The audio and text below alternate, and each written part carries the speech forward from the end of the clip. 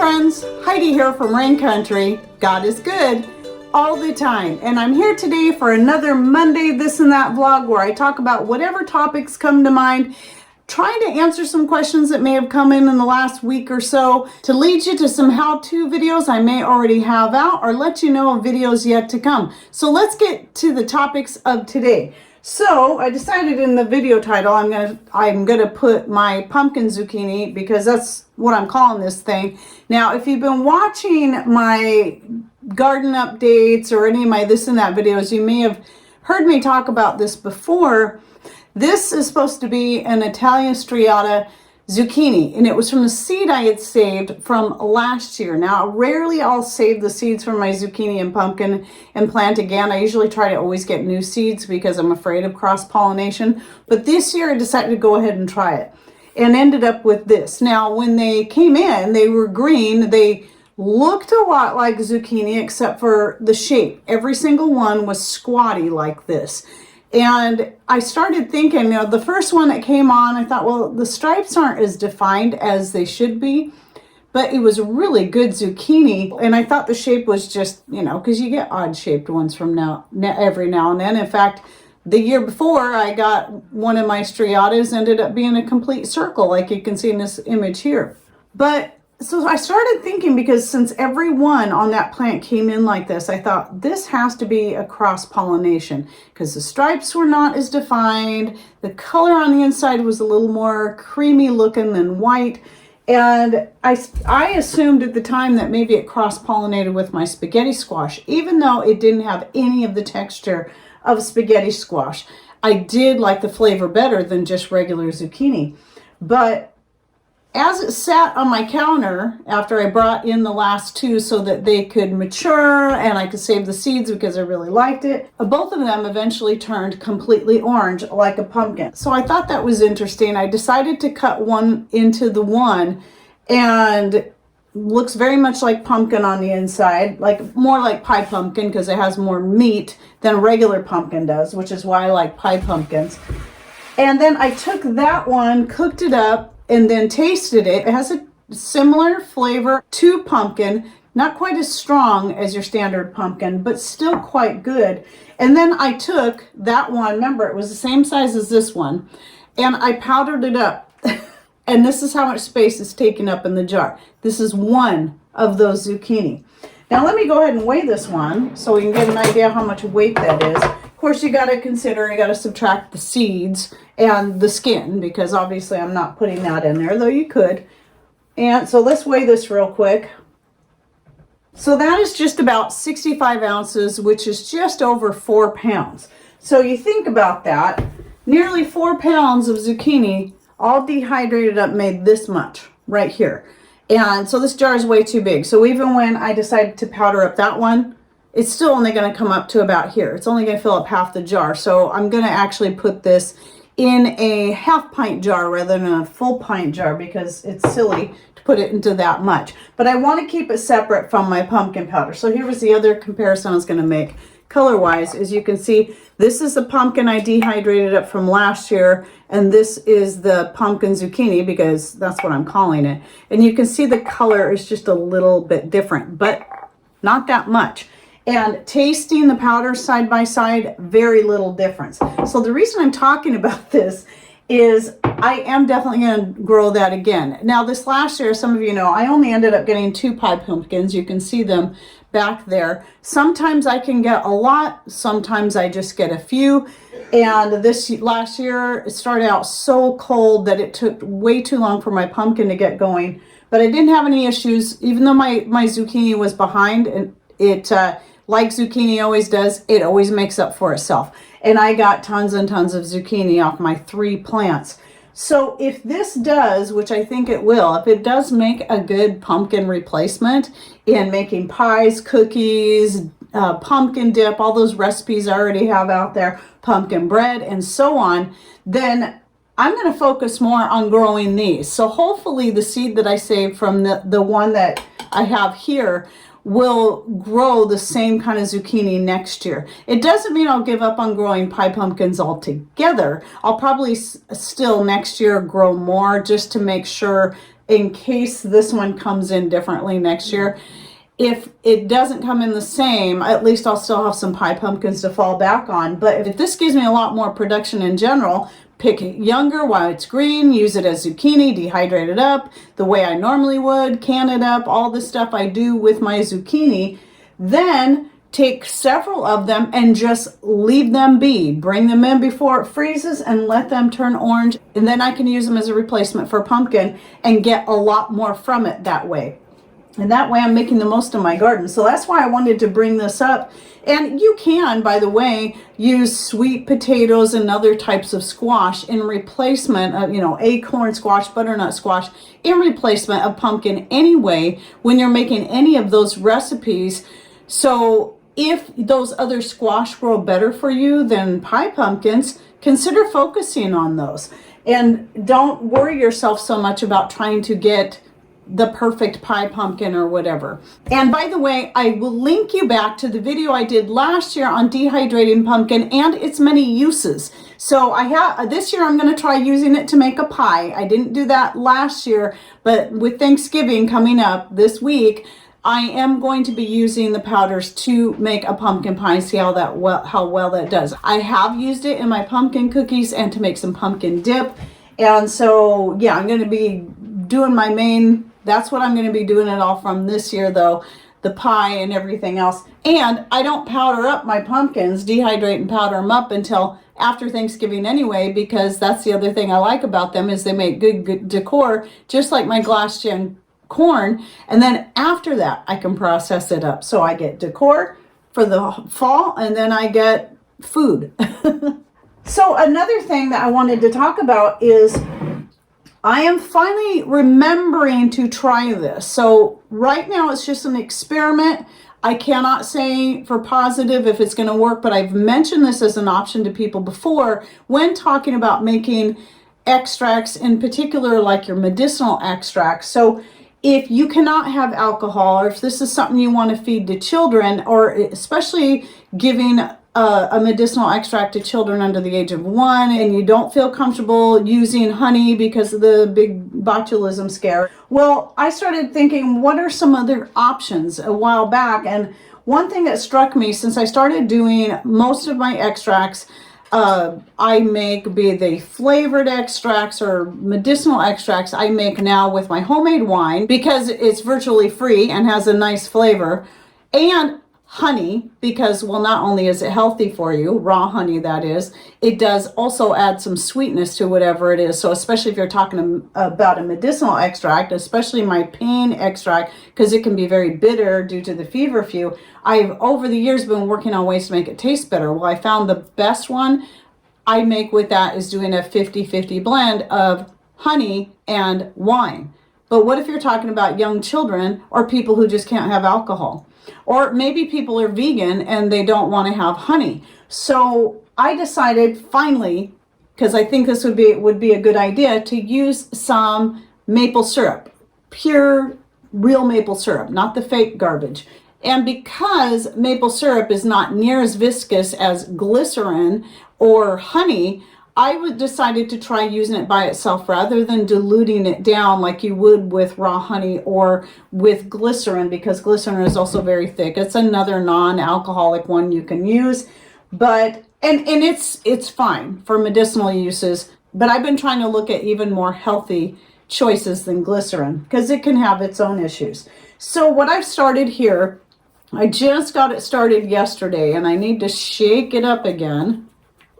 And that is, it's a good idea when you're making extracts in particular, that you shake it up, try at least for a while on a daily basis, and maybe even several times a day. Anyway, I'm trying a small batch of my pain extract with the maple syrup, and then, so that's got about 2 months to extract, and then I have to wait until I have an excuse to use it, which I don't get headaches like I used to, and usually if I do, they're so mild, I don't bother taking anything for it.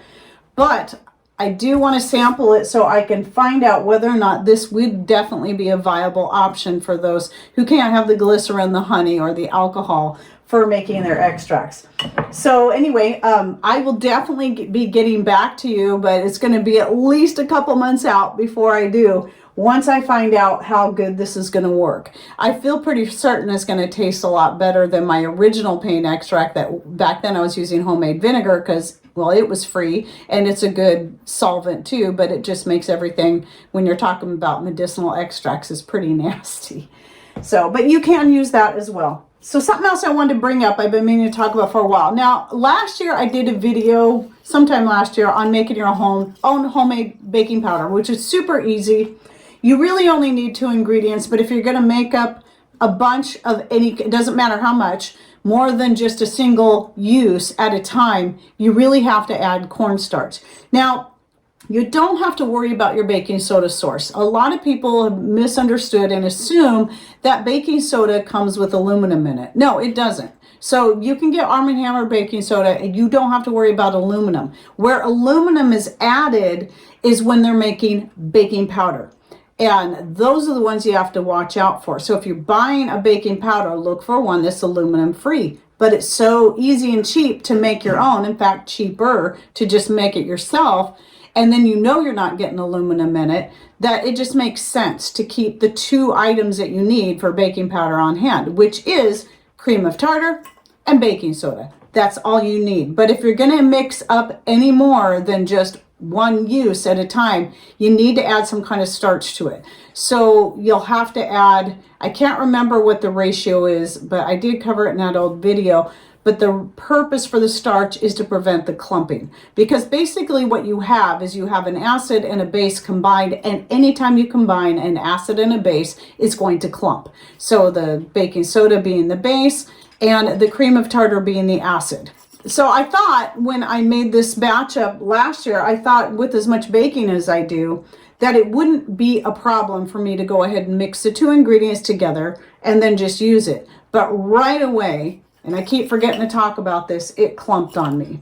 And I didn't think at the time about it being an acid and a base. I do try to break it up the best I can like this, but even then, sometimes there's still clumps that end up staying in the bread, the cornbread, whatever it is, the biscuits, whatever it is I'm making. So I will not be doing that anymore. All you have to do really is I'm going to start keeping a jar of baking soda right next to a jar of cream of tartar. And then when I need to make something, it's a 1-to-1 ratio. So for example, a lot of your baked goods, you know, your quick breads, your biscuits, your cornbread, anything that where you're making a full batch, the common amount of baking powder that is used is a tablespoon. So what I would need then, a 1/2 tablespoon, which is 1.5 teaspoons of baking soda, and a 1/2 tablespoon of cream of tartar, 1.5 teaspoons, because there's 3 teaspoons in a tablespoon. And all I gotta do is take a 1/2 tablespoon out of each jar and put that in there. Instead of having, that's less work than worrying about having to unclump the pre-mixed baking powder. You're gonna save money stocking up on cream of tartar and baking soda, and then save yourself hassle by then just adding them as 2 separate ingredients directly to whatever it is you're making. So little tip there, and eventually I'll probably do a separate video just on that, and then maybe get rid of that video where I talk about the baking powder so I can go into more detail. Okay, some more things. So I'm getting down, you might have just seen my garden video, getting ready for the 2023 garden. And just as I thought, that one published right in the middle of November. And even though it was shot towards the end of October, like halfway through October, well, my tomatoes, I'm down to just a few green tomatoes left that are still ripening. And what I'm doing, since I got a lot of tomato flakes this year, I'm so thrilled. So tomato flakes is my favorite thing to make. I just process them in the blender, the fresh tomatoes. So basically I'm making a sauce, then I lay it out on my trays and dehydrate it, and I do not powder it, I just break it up. Because that will store better in jars, and you don't have to worry about vacuum sealing between every use when you do that. Because otherwise, tomato powder is like probably at the top of the worst ones to powder and have it turn to a brick in your jar if it gets any exposure to oxygen. And that means vacuum sealing. Just putting a airtight lid on is not good enough. But I do still like to have tomato pieces. So since I have a lot of tomato flakes, I'm taking the last of the tomatoes as they're ripening up, the ones that we're not eating right away, and I'm just slicing them up and dehydrating them and then vacuum sealing those in jars. And the nice thing about the pieces is those are something that's good that you can reconstitute by soaking in whatever kind of liquid you want, depending on what you're putting it in, and then add it to a dish that way. So if I'm making, adding it to maybe Patrick's scramblers in the morning, I would soak those separately first and then add them into the egg mixture and let it sit in there for a while. But also to throw directly into soups. Maybe you don't want a tomato soup where the soup is all tomato like you would do with the tomato flakes, but you want pieces of tomatoes. And that's something I tend to like to do with the tomato pieces, is throw them right into soups and other types of sauces and even gravies. It just depends on what it is.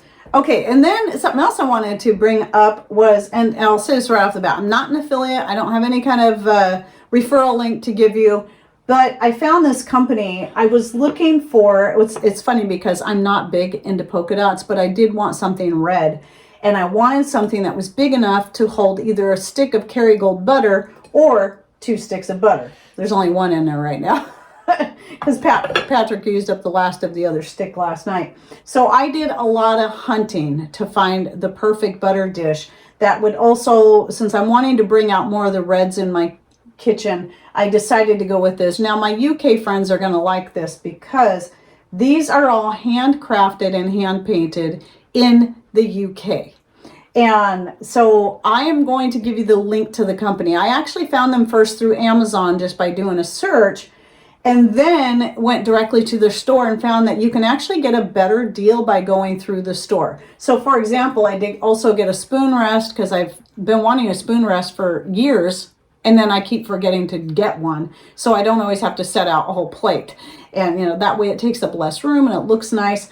So I decided to go get the matching spoon rest, and I found I could get it for $4 cheaper on their direct store still with free shipping than I could get it from Amazon. So I recommend this place. They have, most of the ones they carry are polka dots, but they have all kinds of colors. They have green and purple and black and obviously the red, and I think there's a blue, and they have full sets too. It's not just butter dishes and spoon rest, but they have plates and bowls and mugs of various kinds. And so I wanted to share that just because those who are looking for, a lot of times I'm sharing American-made handcrafted products for people who live here in the US, but there's also for those who are in the UK, there's great products that are handmade there as well. So I'm sharing this for my UK friends, but also for my American friends, because they do keep these here in the US as well. So it only took me a few days to get these items from the time I ordered them. I'm very, very pleased with them. Now let's talk about the photo collaboration. So the current one that we're trying to put together is the recipe collaboration.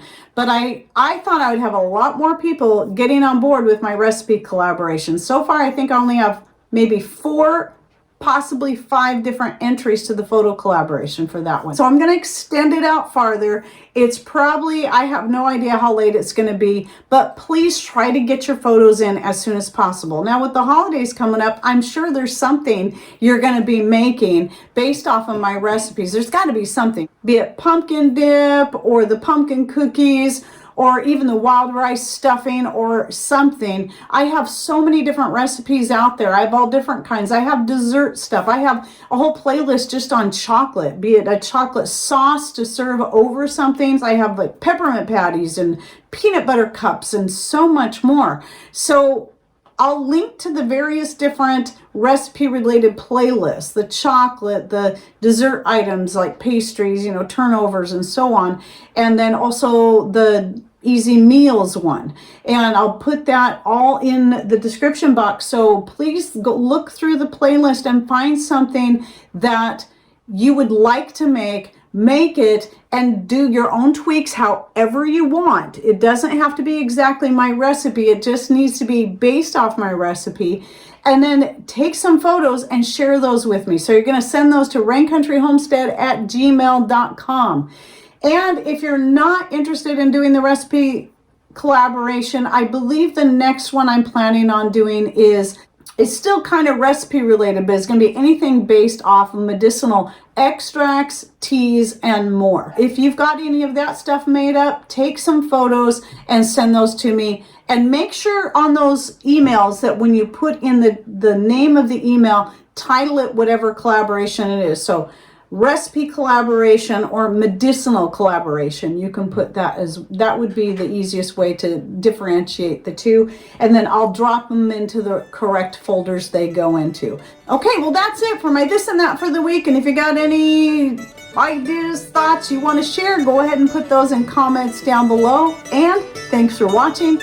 Take care and God bless.